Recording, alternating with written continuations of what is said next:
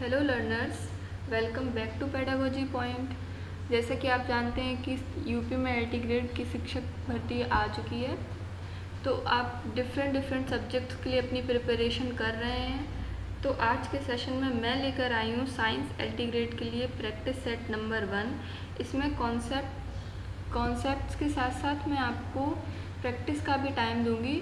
Question के बाद 5 से 10 सेकंड का टाइम आपको मिलेगा, जिसमें आप अपना आंसर कर लीजिएगा, नोट डाउन कर लीजिएगा, लास्ट में एवेल्युएट कर लीजिएगा और साथ ही साथ मैं आंसर को एक्सप्लेन भी कर दूंगी।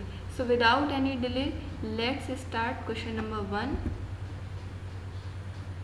Enzymes are chemically carbohydrates, acid, protein, lipid. Enzymes रासायनिक रूप से क्या होते हैं?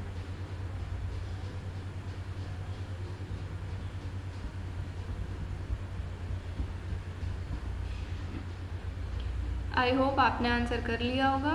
तो इसका करेक्ट आंसर हो जाएगा प्रोटीन।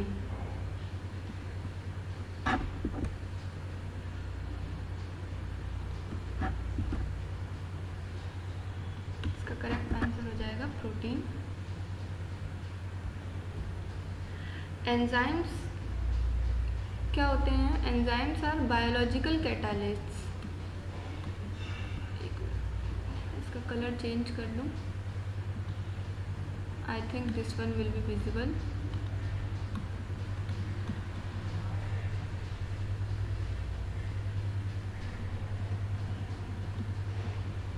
बायोलॉजिकल कैटालिस्ट्स होते हैं,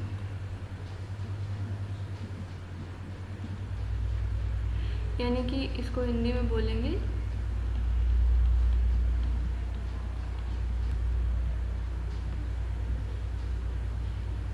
जैविक उत्प्रेरक।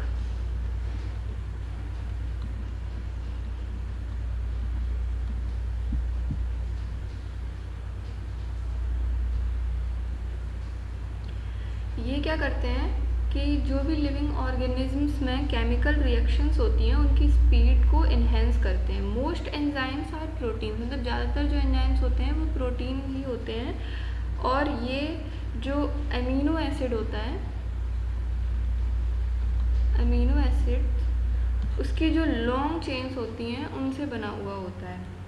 कुछ एंजाइम्स में जो होते हैं नॉन प्रोटीन भी हो सकते हैं, उनका कुछ पार्ट जैसे मेटल आयंस या विटामिन्स।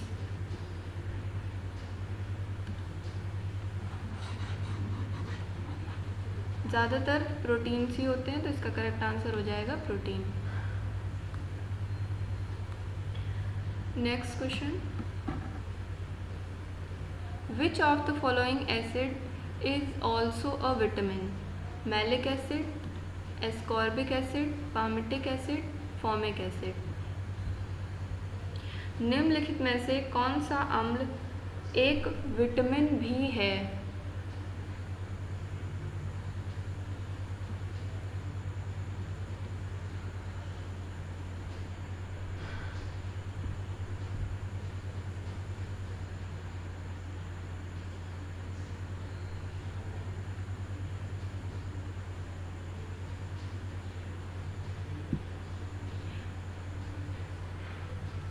इसका राइट आंसर हो जाएगा एस्कॉर्बिक एसिड।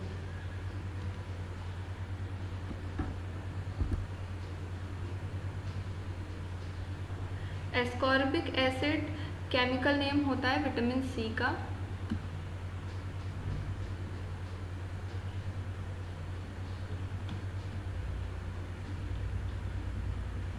विटामिन सी का केमिकल नेम होता है। और विटामिन सी जो वाटर सॉल्युबल विटामिन होता है, ये हमारे इम्यून फंक्शन में इम्पॉर्टेंट रोल प्ले करता है उसको इन्हेंस करने में, और कोलाजन सिंथेसिस भी इम्प्रूव करता है। और विटामिन सी एक एंटीऑक्सीडेंट होता है।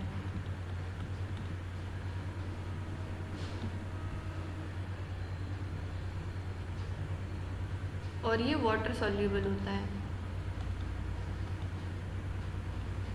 दो टाइप के विटामिन होते हैं, फैट सॉल्युबल और वाटर सॉल्युबल। तो ये वाटर सॉल्युबल होता है, जल घुलनशील हिंदी में बोलेंगे इसको।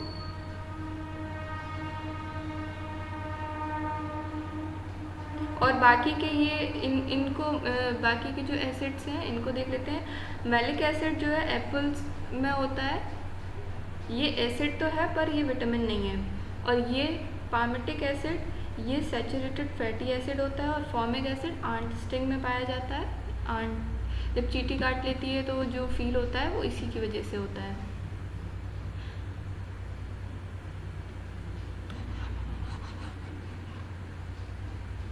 Next question, which of the following is not a constituent of petroleum? निम्नलिखित में से कौन सा पेट्रोलियम का घटक नहीं है? Option A paraffin wax, option B coke, lubricating oil या पेट्रोल।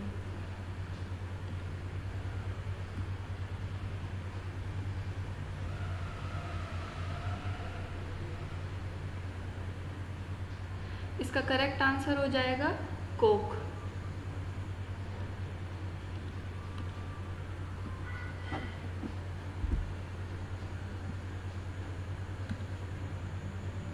पेट्रोलियम एक कॉम्प्लेक्स मिक्सचर होता है बहुत से हाइड्रोकार्बन्स का।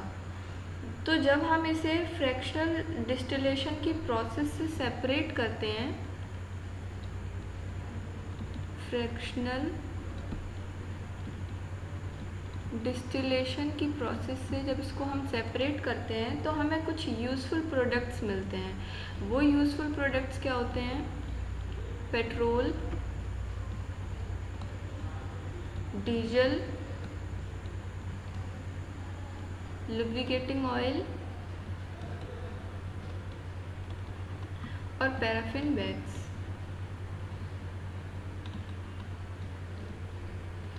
पर इसमें हमें कोक जो है वो नहीं मिलता है।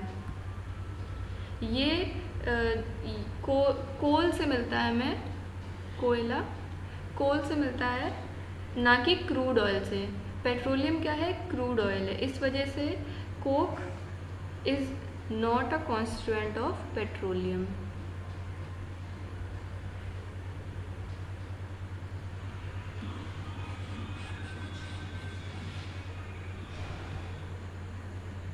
Question number 4 is the tissue that connects one bone with the other bone is called.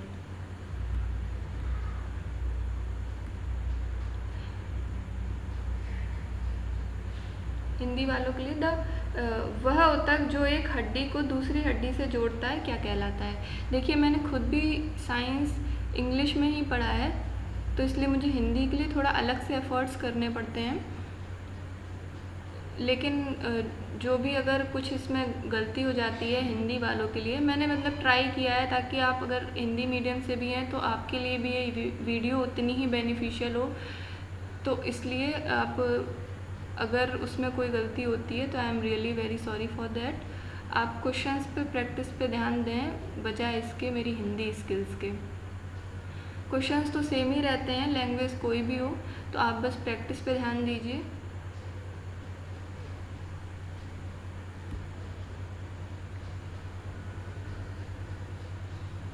इसका राइट आंसर हो जाएगा लिगामेंट।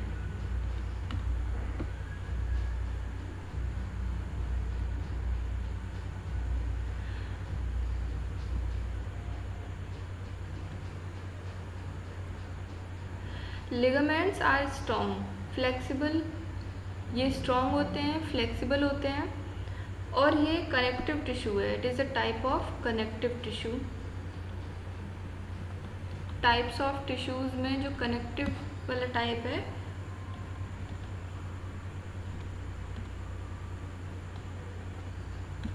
कनेक्टिव टिश्यू है जो कि एक बोन को दूसरी बोन से जोड़ता है। अब बोन बीच में तो कहीं ऐसे नहीं जुड़ी होती है, जब दो बोन जहाँ पे मिलती है वहीं पे तो जॉइंट होता है, तो उसी जगह पे ये प्रेजेंट होता है, यानी कि जॉइंट्स पे प्रेजेंट होता है। और मूवमेंट भी साथ ही साथ ये मूवमेंट भी अलाउ करता है। वरना जैसे हमारी एल्बो है, अगर ये मूवमेंट अलाउ नहीं करेगी तो हमारा हाथ तो ऑल टाइम सीधा ही रहेगा। मूवमेंट अलाउ करती है और हमारी जो बोन है वो इधर उधर ना हो जाए, यानी कि डिसलोकेट ना हो जाए, उसमें भी ये हेल्प करता है। बाकी जो एपिथेलियम है वो हमारे बॉडी सरफेस को कवर करके रखता है। ये कनेक्शन में काम नहीं आता, ये भी कनेक्शन में काम नहीं आता, ये भी कनेक्शन में काम नहीं आता एपिथेलियल। और ये होता है कार्टिलेज, इसको हिंदी में बोलते हैं उपास्थि। और ये एडिपोज टिश्यू यानी कि ये चर्बी युक्त टिश्यू होता है, यानी ऊतक होता है।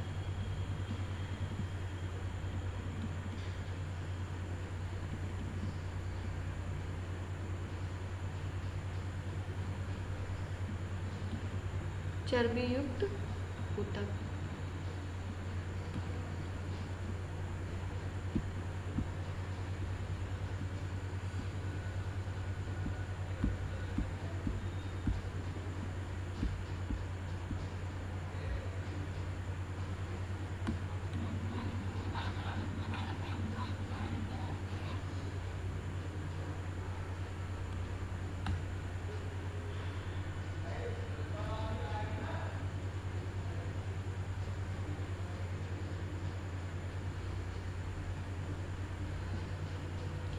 Viviparous germination of seeds occur in.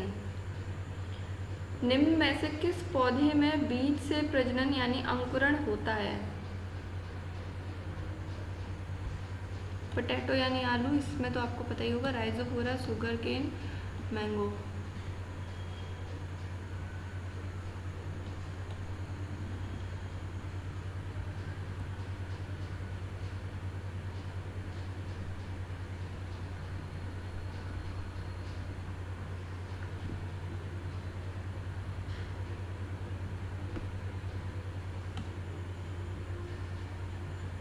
इसका करेक्ट आंसर है राइजोफोरा।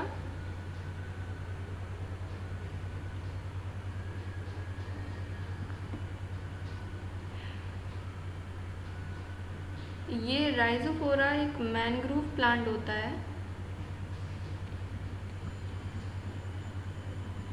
जो कि कोस्टल और सैलाइन एनवायरनमेंट में पाया जाता है। कोस्टल और सैलाइन एनवायरनमेंट्स जो होते हैं वहाँ पे ये होता है। इसमें एक यूनिक टाइप की सीड जर्मिनेशन होती है जिसे हम विविपेरी कहते हैं।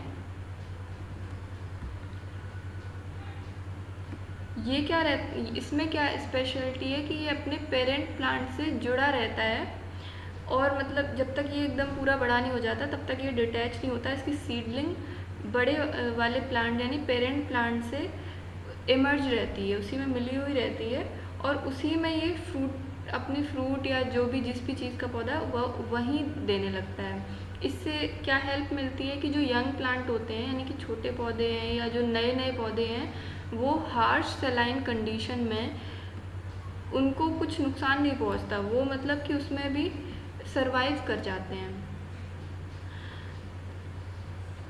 अगर जैसे ये अलग हो जाएगा पहले ही तो ये नया पौधा होगा तो इसमें उतनी ज़्यादा ये पावरफुल तरीके से नहीं होगा, तो हार्श सैलाइन कंडीशन में ये वहीं पर डैमेज भी हो सकता है, यानी कि इसका जर्मिनेशन जो है फेल हो जाएगा।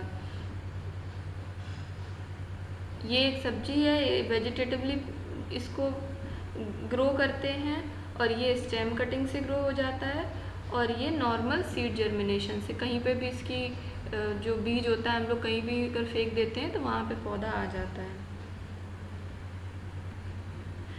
सैलाइन यानी इस कोस्टल ये समुद्री इलाके होते हैं, खारे पानी वाले इलाके, यानी कि वहाँ पे ये इनका स्पेशल टाइप का जर्मिनेशन होता है।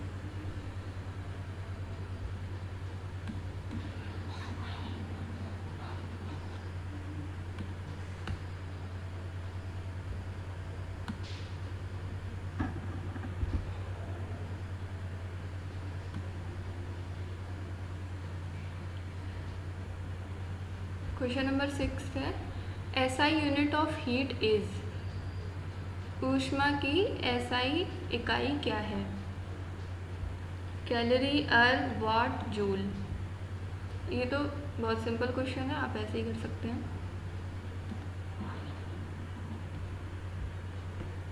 इसका राइट आंसर हो जाएगा जूल।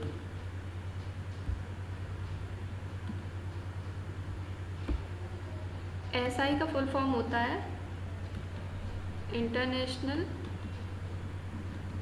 System of units. तो इसकी जो इसमें इसके अकॉर्डिंग जो स्टैंडर्ड यूनिट हो जाएगी हीट की, वो हो जाएगी जूल। इसको जे से रिप्रेजेंट करते हैं। वैसे हम लोग कैलोरीज भी बोल देते हैं, पर इसको फूड एनर्जी के कॉमन टर्म में बोलते हैं, स्टैंडर्ड टर्म में नहीं बोलते हैं। तो यहाँ पे स्पेशली जब क्वेश्चन ने हाईलाइट कर दिया है कि एसआई यूनिट, तो फिर इसका आंसर जूल ही होगा। 1 calorie is equals to 4.184 joules होते हैं। इंटरनेशनल सिस्टम में MKS CGS जो चलता है, उसमें से जो CGS सिस्टम है उसकी एक स्मॉल यूनिट है अर्न। और what is the SI unit of power, और जूल हीट की।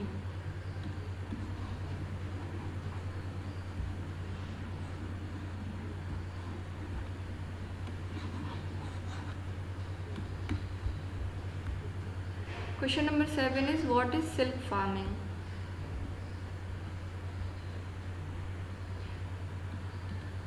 Sericulture, pisciculture, agriculture, apiculture. Silk farming इनमें से कौन से कल्चर को बोलते हैं?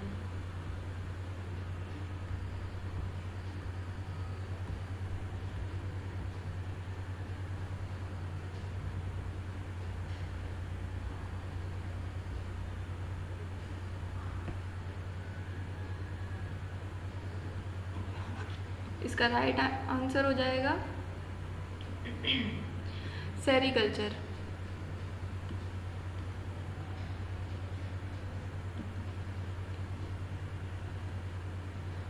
ये सिल्क वॉर्म के जो सिल्क प्रोडक्शन से होता है।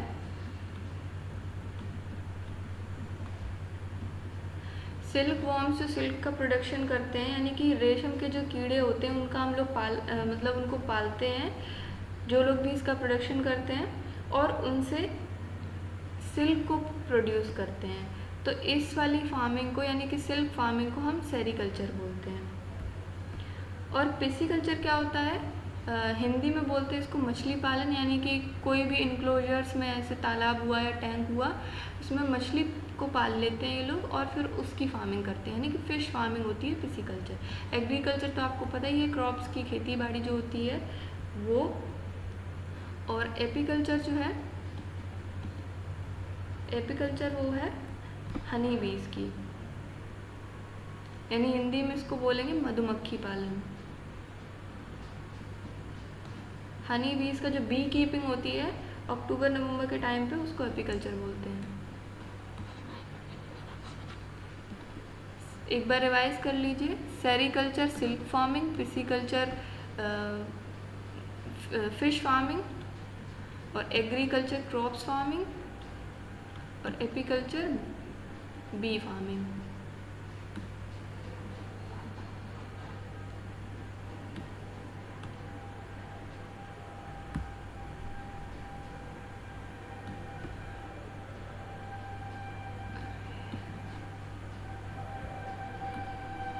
Kirchhoff's current law is based on.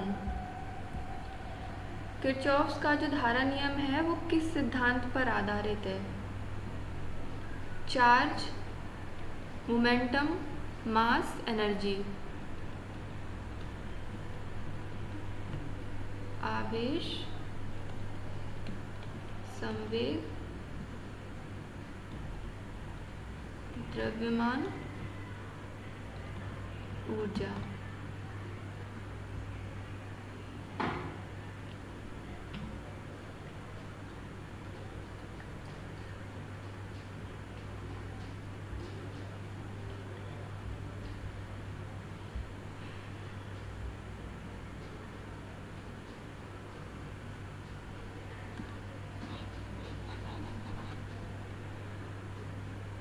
इसका राइट आंसर हो जाएगा चार्ज।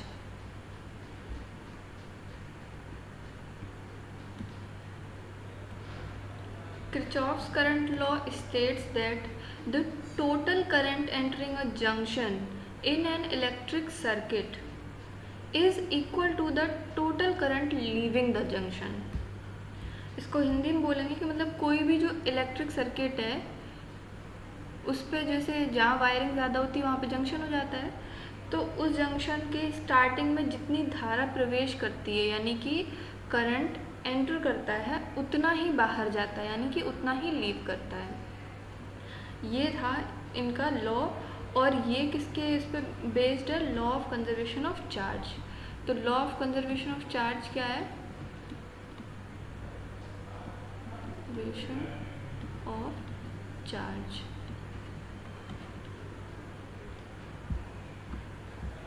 इसमें लॉ, अगर कोई भी चीज़ का लॉ ऑफ कंजर्वेशन है तो उसमें एक चीज़ तो कॉमन रहती है कि neither it can be created, it can created nor destroyed. Same यहाँ पे भी है, चार्ज कैन नॉट क्रिएट और डिस्ट्रॉयड।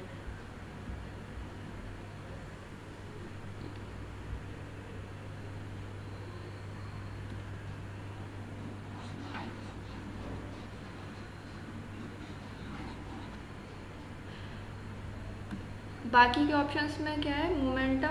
मोमेंटम और मास जो है वो मैकेनिकल कॉन्सेप्ट है, और एनर्जी जो है वो किरचॉफ्स के वोल्टेज लॉ से रिलेटेड है, करंट लॉ से रिलेटेड नहीं है। Next question in house hold wiring, what is the colour of earth wire? जो घरेलू वायरिंग में अर्थ वायर होता है उसका कलर क्या होता है? Black, green, white, red.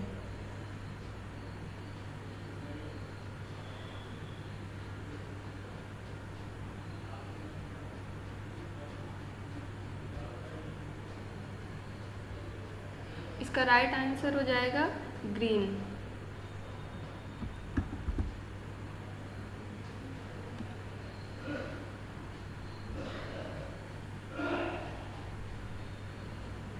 Earth wire को ग्राउंड वायर भी बोलते हैं। ये जो इलेक्ट्रिक शॉक्स होते हैं उनसे बचाने के लिए होता है। इसमें क्या होता है कि जो भी एक्सेस करंट होता है उसको सेफली ये ग्राउंड में, एक्सेस इलेक्ट्रिसिटी जो भी प्रोड्यूस हो उसको ये लेके ग्राउंड में यानी अर्थ में ट्रांसफ़र कर देता है, तो वहाँ तक लेके जाता है। इस वायर का यही काम होता है कि जो भी एक्सेस इलेक्ट्रिसिटी हुई उसको ले जाके ग्राउंड में कर देता है ये। और इसका अर्थ वायर का कलर ग्रीन होता है, याद रखना। और बाकी के कलर किस लिए होते हैं? ब्लैक कलर जो है वो न्यूट्रल वायर होता है, और वाइट ये ओल्ड पैटर्न पे होता है, आजकल न्यू पैटर्न पे वाइट को भी न्यूट्रल ही कर देते हैं, यानी कि यहाँ पे ब्लैक हो या वाइट हो ये न्यूट्रल ही रहेंगे। ग्रीन ऑलवेज अर्थ वायर रहेगा, और रेड का मतलब होता है डेंजर, तो आप समझ लो कि यहाँ खतरा है, ये लाइव वायर हो गया। ठीक है, ब्लैक वाइट हो गए न्यूट्रल, और रेड डेंजर लाइव वायर, और ग्रीन जो है वो बचाने वाला यानी कि अर्थ वायर, जो भी एक्सेस इलेक्ट्रिसिटी उसको ग्राउंड में ले जाने वाला।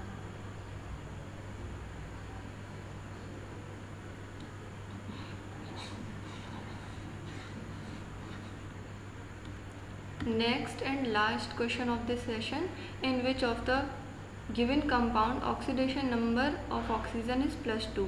NaO2, N2O, NaO3, OF2.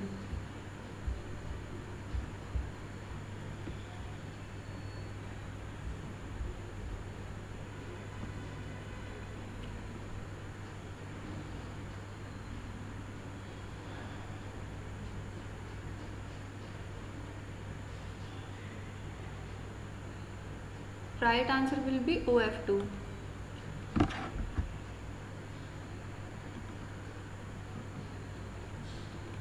Oxygen difluoride.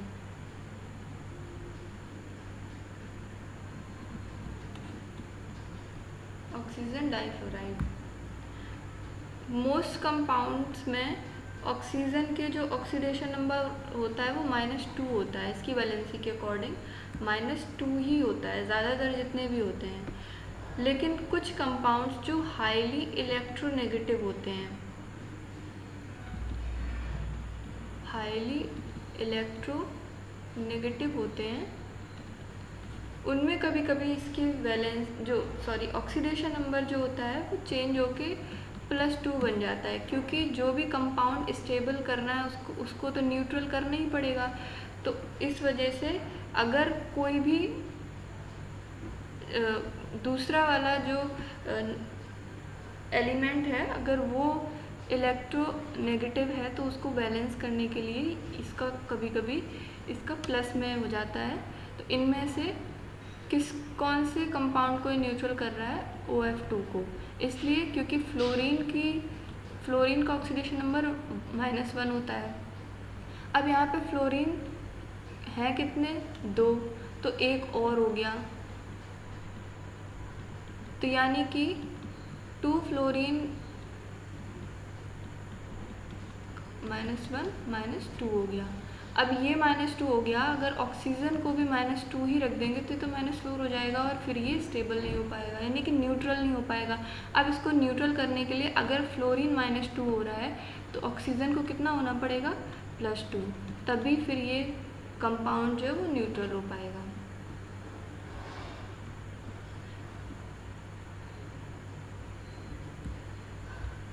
बाकी के ऑप्शंस में क्या है?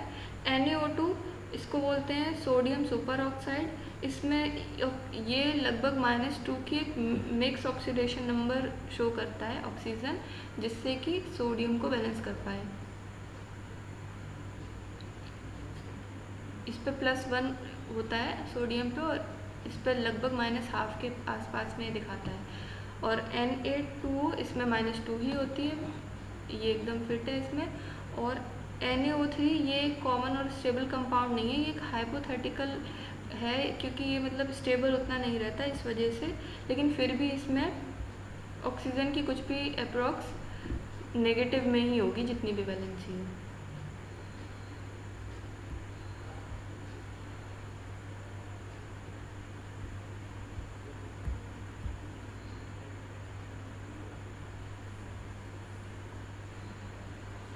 तो फ्रेंड्स, ये था आज का साइंस सेंटीग्रेड प्रैक्टिस सेट 1, ये यहाँ पे कंप्लीट हो गया है।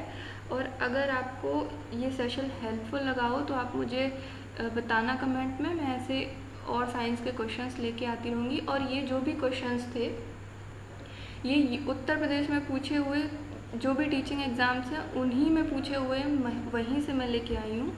तो ये मतलब यूपी के टीचिंग एग्ज़ाम्स के कहीं ना कहीं के हैं, तो ये एक्सपेक्टेड है कि ऐसे क्वेश्चंस या ऐसे कॉन्सेप्ट जो हैं वो आपको देखने को मिलें। एंड प्रैक्टिस करते रहिए और पेडागोजी पॉइंट के साथ जुड़े रहिए। Thanks for watching.